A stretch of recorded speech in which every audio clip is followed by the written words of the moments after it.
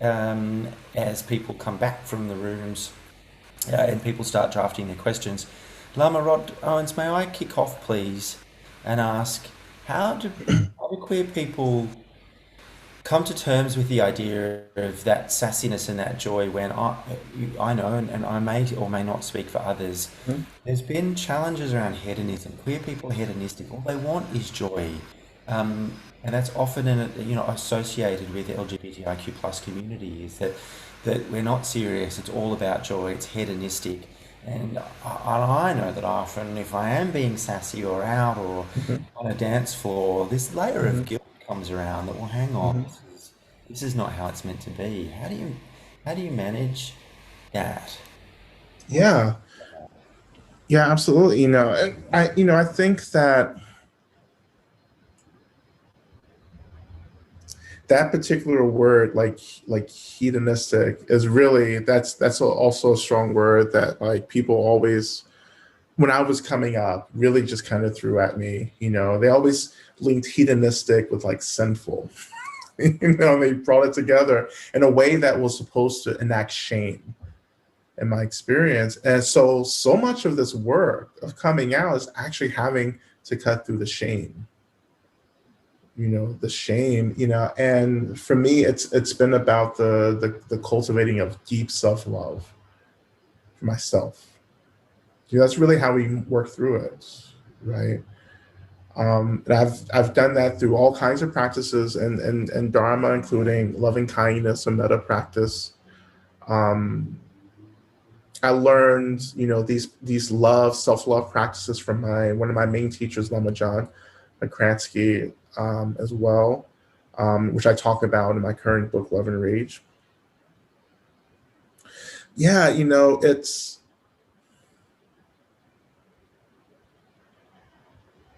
we have to recognize the real impact of systematic oppression, you know, um, and the impact in terms of mental and physical health. That the ways in which we're trying to experience pleasure, happiness, and joy are also ways that we're trying to disrupt and our balance for some of us, the impact of these oppressions in our bodies, in our minds. Um,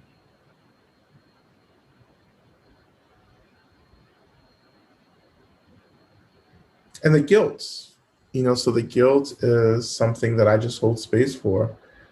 You know, Guilt and shame are fine. It's just our reaction to the guilt and shame that creates the suffering.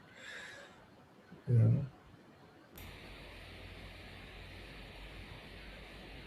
But we deserve. So what the key mantra for us is that I deserve to be happy.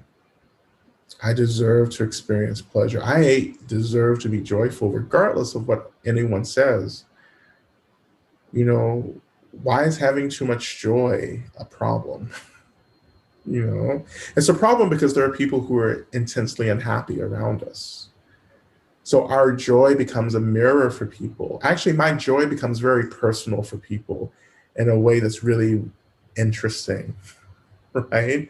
Like when I'm like living, we use this phrase, my best life. When I'm living like my best life, like that becomes an issue for other people because they're being reminded that they're not actually living their most authentic best life. And so we get blamed. So why do you? So if people have literally come to me and gone, Rod, why do you get to do this? Like I don't get to do this. I'm choosing to do it. No one gave me I had to choose joy. I choose joy every day as I continue to work in the struggle of justice and liberation for myself and others. I choose joy. No one's giving it to me. So, Lama Rod, we have so many questions coming through, oh, I know. which is great. But well, we've got a bit of time, so let me. And forgive me if my audio is breaking up. I may try and run and grab a microphone in the next Okay. one. How do we marry the teachings of impermanence of identity with fully embracing our identity, Lama Rod? Well, I think we should study the Heart Sutra, which is a sermon from the Buddha. The Heart Sutra teaches us about the union of the relative and the ultimate, where it essentially says that, yes, the relative is real, but the relative is also an illusion. And so the way we practice with that is to actually experience the contradiction of the teaching, you know. And that's not something we intellectualize, it's something that we experience in our practice. So we contemplate the realness of reality and the illusionary nature of reality. We contemplate it, then we let the contemplation go, and then we experience how those contradictory teachings disrupt our kind of performance and our performance and permanence. You know, the ways in which we believe that everything's permanent and real and solid is actually not. But we have to experience that disruption. That disruption will have an impact in many other areas of our life. You know, and that's when the experience of the ultimate begins to arise for us. You can't intellectualize your way into the ultimate. You have to experience your way through the ultimate by first going through the realness of the relative. You can't bypass the relative to get to the ultimate. It's impossible. There are those of us who do that. And then we enact violence because we don't have an experience of the ultimate, but we say we do. Like when people say, oh, well, you know, I don't see gender or I don't see race, you know, you shouldn't have to tell me that. I should actually feel that. If you have an ultimate experience of the nature of identity and reality itself, I should feel that. I should feel nothing but complete open acceptance and inclusivity from you, if that's your lived experience. You know. Anyhow. Thank you. I'll go to some of the folks here with their hands up. Now, Okay. forgive me the pronunciation. Is it Sirs or Cirque? It's Cersei. Cersei, over to you. Yeah. First off, Lama Rod, I want to thank you for doing this. I really appreciate all the times that I've been able to hear you teach. I'm really grateful for what you do. I would like to ask something kind of similar to the previous question, but it's more about in English, there's the translation of no self, but you talk about the authentic self. Yeah. How do those two interrelate or interact? Can you speak to that, please? Yeah. So self is illusion. And what we're trying to do in our practice is recognize the illusion. We're trying to experience the illusion itself. The issue with how we interpret no self is we're interpreting it in such a way that we think that the goal of practice is to erase the self. And it's not the goal. The goal of Dharma practice is to recognize the illusion of self in everything. And then we're in a responsive relationship with everything instead of being in a reactive relationship with everything. I choose how I'm going to respond because I know the nature of this.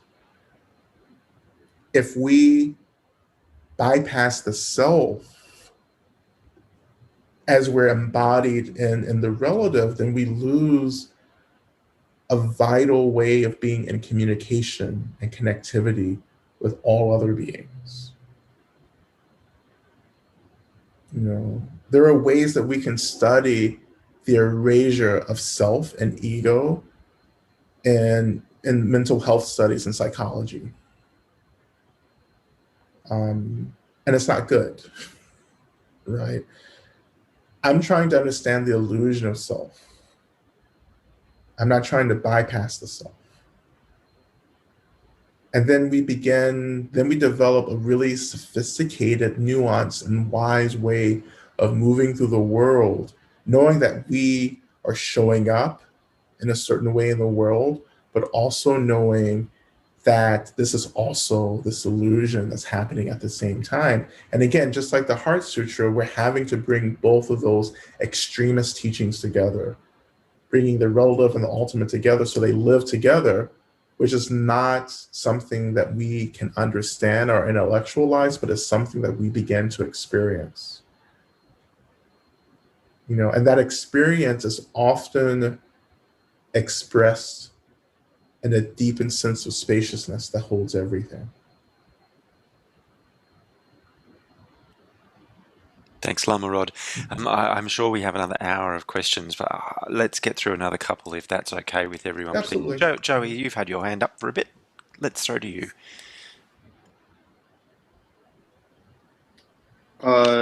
Thanks for being here, Lama Rod.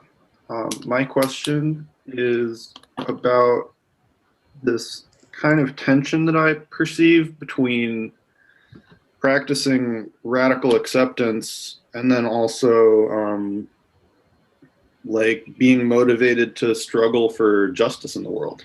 Mm-hmm. And I'm particularly interested in how that tension relates to atonement practice, like this question between accepting oneself and fixing oneself.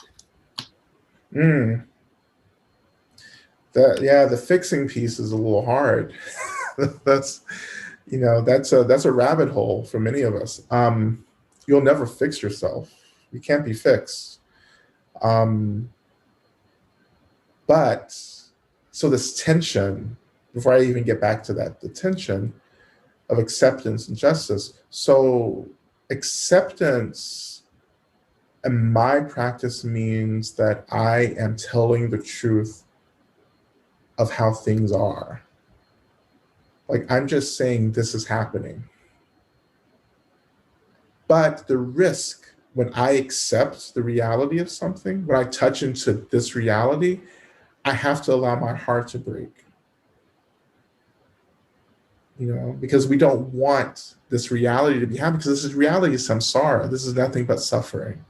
Reality, this is samsara, is delusion. So everything that's happening is like adding to this kind of like, you know, this perpetuation of deep discomfort, right? I have to touch that. And I have to like accept that, yeah, this is happening. I have to let my heart break. I have to show up to the heartbreak.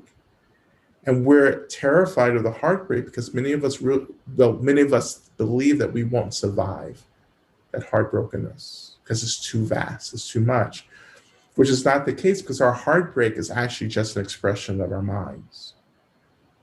So we're doing this work of understanding that the heartbreak, the deep sadness, the deep disappointment is just another expression of my mind. And I have agency over that expression. You know, I may not be able to make it go away, but I have the agency to show up, to experience it, to give it space. And that's all we need to do. Once I do that and I engage in that work, then I move forward and I say, okay, what can I actually do to change this reality? That's when you get into the work of justice. So when I accept that something's not right, when I accept the reality of a system, then I'm seeing very clearly about how the system functions. I'm seeing very clearly about how I perpetuate the system from my experience. So that gets us into like fixing ourselves. So our fixing ourselves really is actually just about holding space for the ways in which we're part of systems of oppression, that we can be both oppressed and oppressor at the same time. That's another contradiction. Just like the ultimate and the relative coming together, we have to bring together also our reality of being the oppressor and the oppressed together. And that coming together, if you do that basic work of allowing yourself to experience the coming together of these realities, then you will begin to change naturally. You won't have to think about it. Like, your activity in the world will naturally begin to be disruptive. But a lot of us haven't gotten there. So a lot of folks, change makers, activists, are just still reacting. So I think a good person to read is Grace Lee Boggs. To read Grace Lee Boggs, and great, and she just passed. I guess it's been 6 or 7 years ago now. She was a great activist, practitioner, who was on the ground for a lot of early movement work, in the 40s, 50s, 60s, 70s, and so forth. She talks about evolution. She talks about like what it means for us to do the personal work in order to disrupt external systems of violence. And that's incredible, incredible work that I encourage you to read. So that's, this whole fixing, like, don't fix yourself, but if we just have the ability to experience the deep discomfort, that our activity will naturally change. You will be sensitive to the ways in which you're creating violence, and you will do something different. You will change. But it has to come from internal work. And it's slow. Like, all of this is slow. But it's revolutionary as well. This is what we have to invest in this new age of the world. We're in a new age. Pandemic has taken us into something completely different now. And the work now is moving inward in order to start actually creating the change around us. And we have to be the bodhisattvas here. Like, the bodhisattva often is the being who's out so far ahead of people, because they see more than what most people are seeing. And it seems lonely, and it seems like it's wrong, it's really uncomfortable, but that's the work. If you're not uncomfortable, then I don't think you're doing the real work. If you're really comfortable, I think you need to look at that again. So thank you for the question. Thanks, Joey. Lama Rod, how about I propose 2 more questions? So Sure. if we've got one online, and then Chris, with your hand up, will come to you as our last question. Just conscious and to be respectful of time as well. Absolutely. So there's and the question connects nicely, Lama Rod. How does one bear the depth of profound suffering, trauma, personal and collective, while keeping the door of our heart open for oneself and others in the spirit of the Bodhisattva path, please? Yes.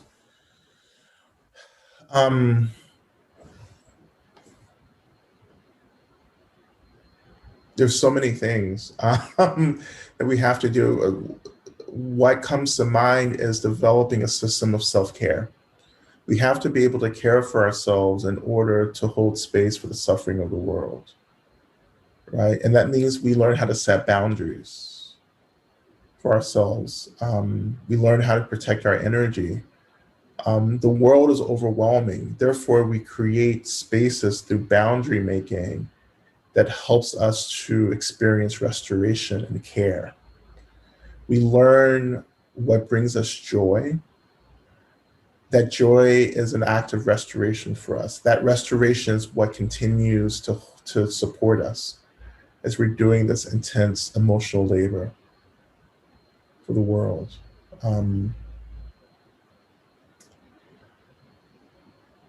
We are also recognizing that the pain that we feel is not ours. So I think some of us have a tendency to self-identify with the suffering of the world. And we say, well, this is my suffering. And we have to disrupt that, by just noticing. We can notice the suffering. We can notice everything that's going on. We can feel it. but we also have to know that it's not mine necessarily. And to have sources of refuge that can take care of us. And I talk about the 7 homecomings in my latest work in Love and Rage.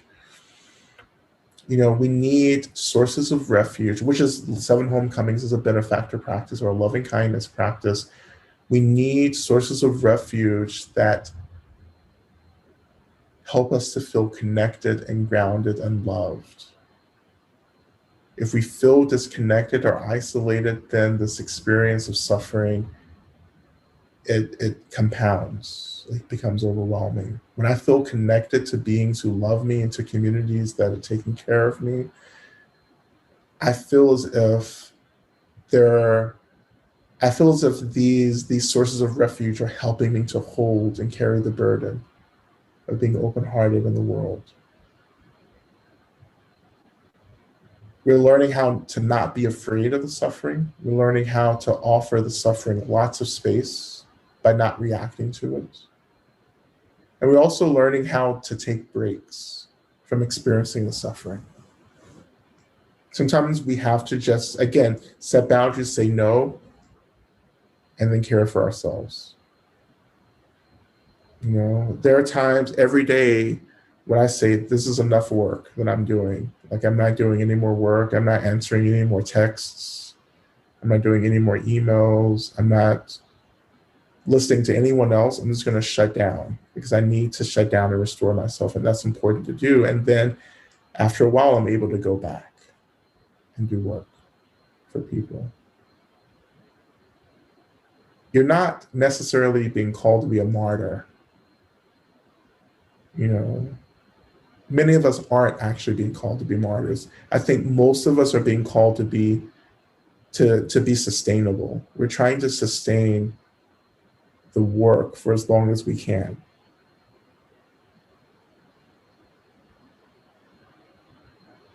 Okay, that's it. Thank you. Right. Thank you. And well, let's go to Chris and Devon for our last question. Well, I feel bad because I feel like I should be ending on like a cool philosophical question, but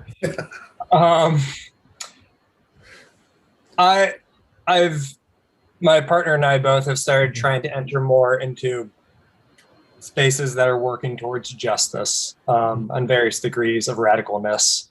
Mm-hmm. And a thing I and a lot of other Buddhists I've met have run into is people don't want to hear the love message or the sympathizing with oppressors message in a way.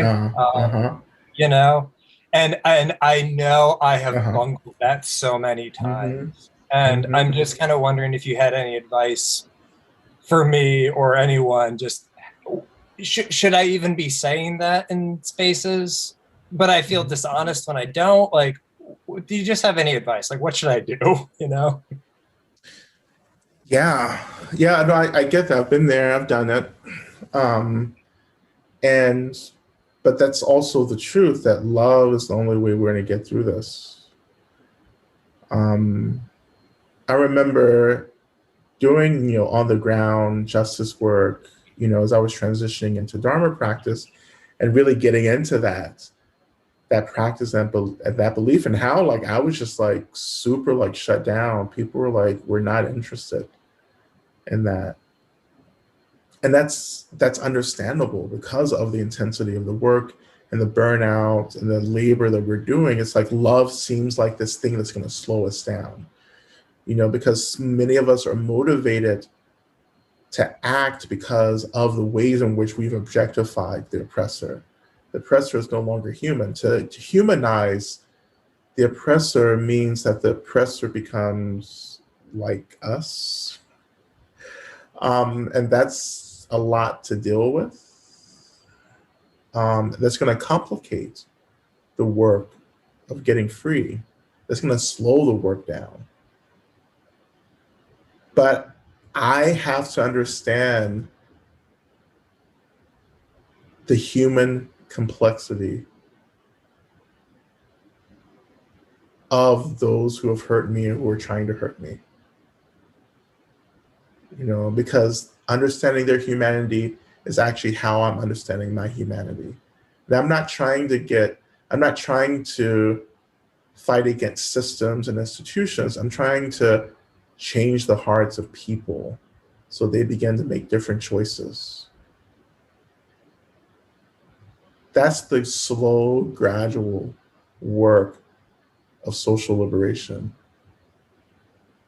Social liberation doesn't always happen quickly over a set period of time. It happens gradually. Evolution, as Grace Lee Boggs talks about, an evolution over a long period of time.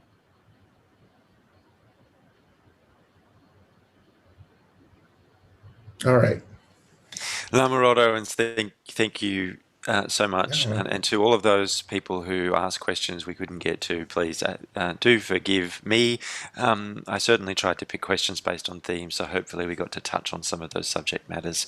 We have a short presentation from my friend Sin at Rainbodhi about a number of upcoming events, and then Bante Akaliko, if you're happy to wrap us up. But from me, on behalf of all the people who asked questions, Lama Rod Owens, a sincere thank you for your wise counsel. It's deeply, deeply appreciated. Thank you so much. Over